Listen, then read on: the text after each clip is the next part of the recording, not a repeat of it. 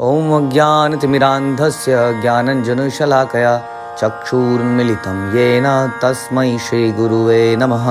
हरे कृष्णा।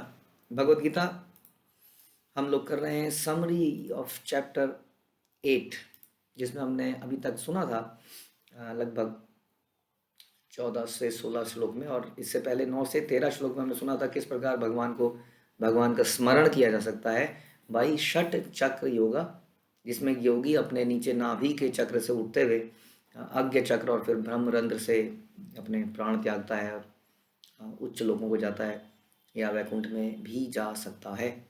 और उसके बाद हमने सुना 14 से 16 में रिमेम्बरिंग कृष्णा बाय प्योर भक्ति, भक्ति के माध्यम से कैसे भगवान का ध्यान कर सकते हैं। ये एक और विधि है, और इस विधि में भगवान कहते हैं जो मुझे कॉन्स्टेंटली मेरे भक्त जो है मुझे मेरा स्मरण करते हैं, उन लोगों के मुझे प्राप्त करना बड़ा आसान हो जाता है, क्योंकि वो निरंतर मेरी भक्तिमय सेवा में लगे रहते हैं।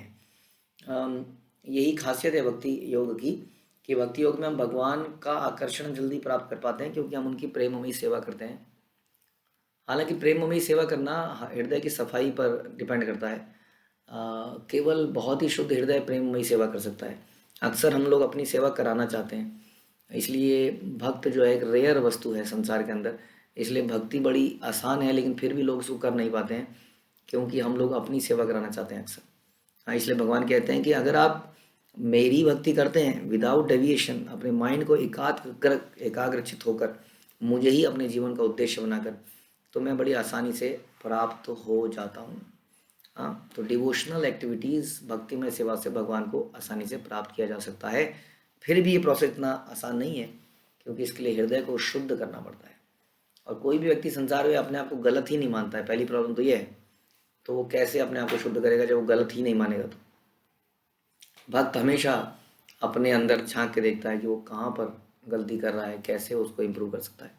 फिर भगवान बताते हैं 15वें श्लोक में कि भक्त जो है जब मुझे इस प्रकार प्राप्त कर लेता है और इस संसार से चला जाता है, जो कि दुखों का घर है, दुखालयम, अशाश्वतम, अशाश्वत है, टेम्परेरी है। तो भगवान इस श्लोक के अंदर बताते हैं कैसे इस संसार इज फुल ऑफ मिजरी।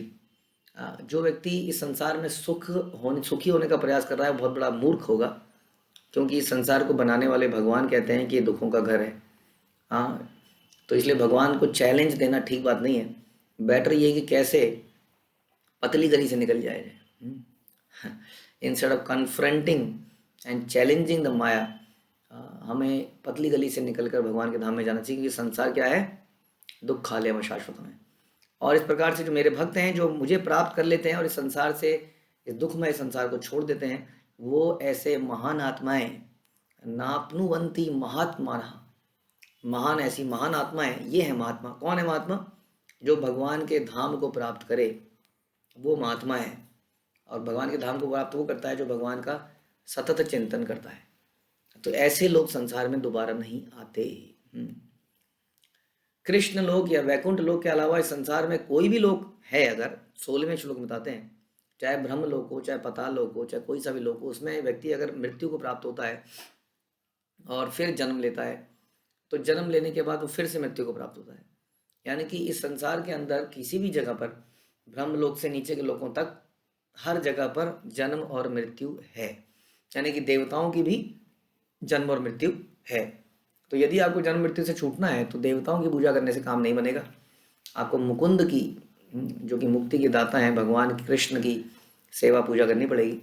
और वो भी यदि आप शुद्ध भक्तिमय करेंगे तो आप भगवान की गोलोक को प्राप्त करेंगे, ऐसा हमने सुना। इसके बाद में भगवान बताते हैं कि ब्रह्मा जी की आयु कितनी है।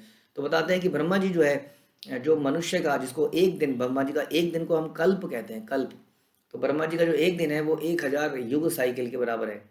एक युग साइकिल मतलब हो गया सतयुग, त्रेता, द्वापर और कली। इस प्रकार से ये एक युग साइकिल बना। और ऐसे जब 1000 युग साइकिल होते हैं, तब ब्रह्मा जी का एक दिन होता है, इसको हम कल्प कहते हैं। तो इस प्रकार से ब्रह्मा जी की आयु बहुत बहुत बहुत बड़ी है, हमने सुना। उसके बाद हमने मैनिफेस्ट एंड अनमैनिफेस्ट स्टेट क्या है। ये जो संसार है, 18वें और 19वें श्लोक में भगवान बताते हैं कि ये संसार कभी दृश्य हो जाता है, कभी अदृश्य हो जाता है। अदृश्य जब उसको होता है, जब उसमें उसका विनाश होता है, एनाहिलेशन। जब ब्रह्मा जी का दिन समाप्त होता है, ब्रह्मा जी की रात्रि होती है, तो ये समझ लीजिए आधा संसार समाप्त हो जाता है और फिर से क्रिएट किया जाता है। और जब ब्रह्मा जी की आयु समाप्त होती है तो पूरा का पूरा ब्रह्मांड समाप्त हो जाता है। इस प्रकार से ये संसार कभी व्यक्त होता है, कभी अव्यक्त होता है। जैसे कि हम लोग मिट्टी से मिट्टी के बर्तन बनाते हैं, मिट्टी के बर्तन टूट जाते हैं, फिर मिट्टी में मिल जाते हैं, फिर बर्तन बन जाते हैं। इस प्रकार से संसार रहता तो है, मिट्टी तो हमेशा रहती है, लेकिन बर्तन आता है जाता है। उसी तरह से ये तत्व रहते हैं, जीवात्माएं रहती हैं, लेकिन इनका मिश्रण होके ये संसार बनता है, समाप्त होता है, बनता है, समाप्त होता है। लेकिन इसके बियॉन्ड एक ऐसी जगह है, 20वें और 21वें श्लोक बताते हैं, इसके बियॉन्ड एक ऐसी जगह है जो हमेशा व्यक्त रहती है, लेकिन फिर भी हमारी नज़रों से अव्यक्त है। एक तरह से वो हमेशा व्यक्त रहती है, वो कभी अनमैनिफेस्ट नहीं होती, कभी उसमें विनाश नहीं आता है। हम्म? लेकिन हमारे लिए वो अदृश्य है, क्योंकि हमारे अभी शरीर जो है, हमारा शरीर भौतिक तत्वों का बना है, और भगवान का जो जगत है उसमें एक भी भौतिक तत्व नहीं है। ये भौतिक तत्व आपको केवल इसी संसार में मिलते हैं। उस संसार के तत्व बिल्कुल आध्यात्मिक माने जाते हैं, आध्यात्मिक हैं। यानी कि वहाँ पर पृथ्वी, जल, वायु, आकाश ऐसा नहीं है जैसा कि यहाँ पर है तो सही, लेकिन वो आध्यात्मिक है और ये भौतिक है। ये मैटर है, वो नॉन मैटर है। हम्म? जैसे कि कई बार हम लोग एक हवाई जहाज बनाते हैं ना, रियल हवाई जहाज, और उस रियल हवाई जहाज का रेप्लिका आपको मार्केट में मिलता है, प्लास्टिक का हवाई जहाज दोनों है, ये प्लास्टिक का, ये भी उड़ता है और वो रियल है। उसी तरह से भगवान का वो जगत है जहाँ वही सारे तत्वों, ये नकल है, सारे तत्व जो संसार में बनाए गए हैं ये उस संसार की नकल बनाए गए हैं।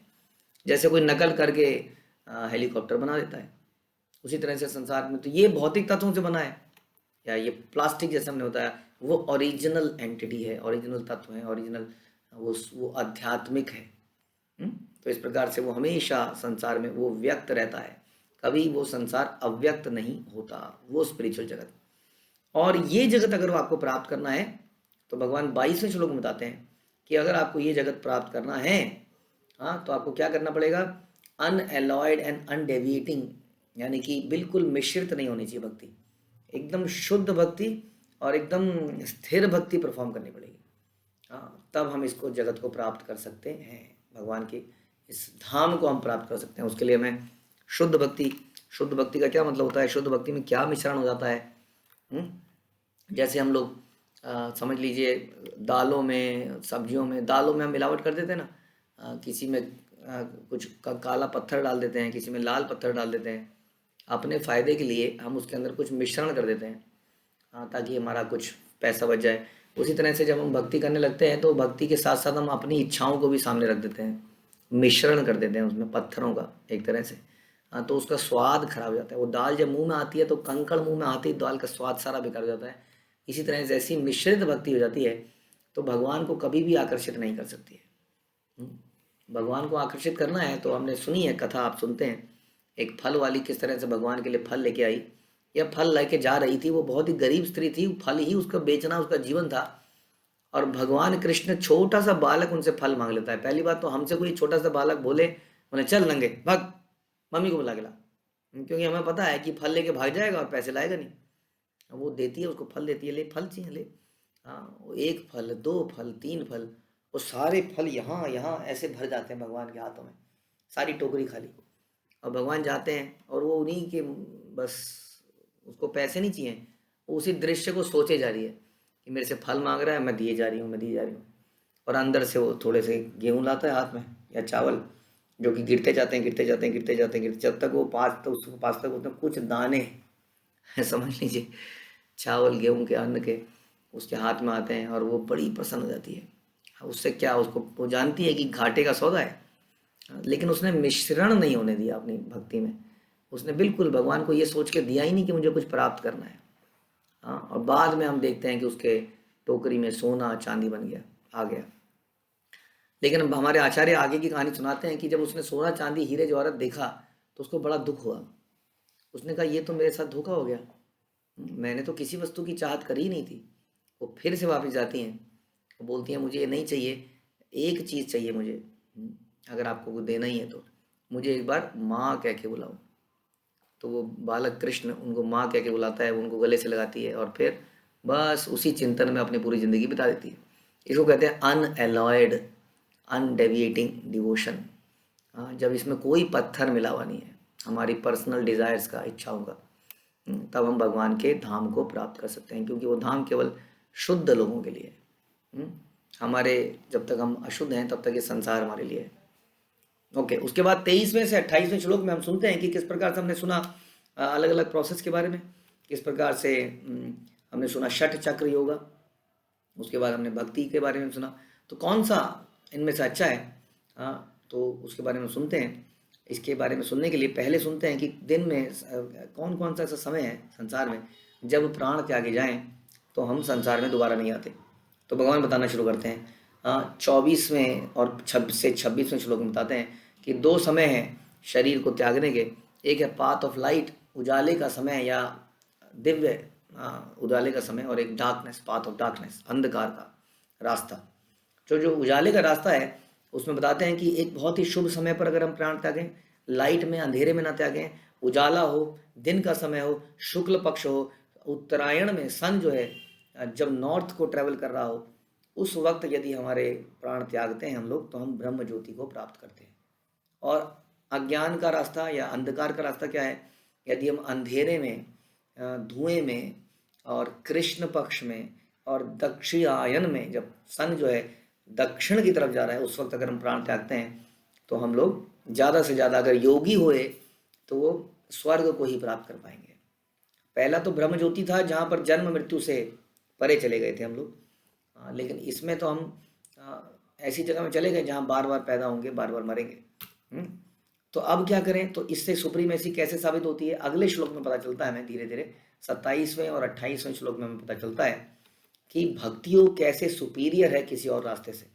भगवान बताते हैं कि डिवोटी जो है, अब भक्तों के बारे में बताते हैं, एक भक्त इन सारे रास्तों के बारे में जानता है, जानता है, लेकिन फिर भी वो परेशान नहीं होता, वो फिर भी भक्ति में फिक्स रहता है। जैसे कि अभी हमने शुरू किया था, डिस्कस किया था कि दाल में कोई काला नहीं है, यानी कि उसको यानी कि मुक्ति की भी आशा नहीं है। भक्त ये भी नहीं चाहता कि मैं मुक्त हो जाऊँ, वो चाहता है भगवान की सेवा मिलती रहे, चाहे इस संसार में मिलती रहे, नो प्रॉब्लम। मैं भगवान का नाम जपता रहूँ, चाहे इसी संसार में जपता रहूँ, भगवान की सेवा मिलती रहे। जब भगवान की मुझको जब लगेगा तो भगवान अवश्य मुझे बुला लेंगे अपने धाम में। इसलिए हमेशा फिक्स्ड अप रहता है। पाथ ऑफ डिवोटी ये भक्तों का रास्ता है। और फिर बताते हैं कि भक्त लोग वेदाध्ययन के द्वारा, शास्त्रों के अध्ययन के द्वारा, साधना और तपस्या के द्वारा, दान, भक्तिमय दान देकर, किसी भी तरीके से बता रहे हैं कि इन सारे रास्तों को प्राप्त कर सकता है, इन सबका लाभ प्राप्त कर सकता है। जो लाभ वेदों का अध्ययन से, जो लाभ तपस्या से, जो लाभ यज्ञ से, जो लाभ दान देने से, जो लाभ पुण्य कर्म करने से मिलता है, भक्त को मुझे जानने से, मेरी भक्तिमय सेवा करने से वो सारे लाभ प्राप्त हो जाते हैं और अंत में मेरा धाम भी प्राप्त होता है। तो इस प्रकार से भगवान ने, आप अगर ध्यान से गीता को पढ़ेंगे तो 6ठे अध्याय में भी ऐसी कन्फ्यूज़न आती है। 6ठे अध्याय को अगर हम पढ़ते हैं तो ऐसी कन्फ्यूज़न सी लगती है कि कौन सा योग बेटर है, क्योंकि भगवान बताए जा रहे हैं कि ऐसी गर्दन करो, ऐसी नाक करो, भौहें यहाँ पे डालो, पूरे अध्याय में ये बता रहे हैं। और अंत के आने तक भगवान बताते हैं कि ये सब तो ठीक है, लेकिन भक्ति योग इससे श्रेष्ठ है। उसी तरह से इसी अध्याय में भी हम देखते हैं भगवान ने बहुत कुछ बताया, अपने चक्रा को ऐसे उठाओ, प्राण उत्तरायण में तागो, ये करो, वो करो। लेकिन इसके अंत में आते आते, क्योंकि अंत में हम समराइज करके बोलते हैं, तो भगवान 28वें श्लोक में अंत में बताते हैं कि भक्ति योग by any count is superior. हाँ, और कोई भी और करो काम, उस सब का लाभ आपको भक्ति योग में मिल जाता है। और भक्ति योग में हम केवल वैकुंठ को प्राप्त नहीं करते हैं, भगवान के गोलोक को प्राप्त करते हैं, ब्रह्म ज्योति को भी प्राप्त नहीं करते हैं, गोलोक को प्राप्त करते हैं। तो स्पिरिचुअल जगत में भी डिविजन्स हैं। स्पिरिचुअल जगत में भी क्या है, एक तो ब्रह्म ज्योति है, हाँ, उसके अलावा वैकुंठ जगत है, उसके अलावा गोलोक वृंदावन धाम है। तो भक्त लोग भगवान के उन धामों को प्राप्त करते हैं जहाँ भगवान अनंत लीलाएं करते हैं। तो इस प्रकार से हमारा ये अध्याय समाप्त होता है। और अब हम अगला अध्याय पढ़ेंगे जिसका शीर्षक है सबसे सीक्रेट, मोस्ट गुह्यतम, द मोस्ट कॉन्फिडेंशियल नॉलेज। यहीं समाप्त करते हैं। हरे कृष्णा, श्रील प्रभुपाद की जय, भगवद गीता की जय।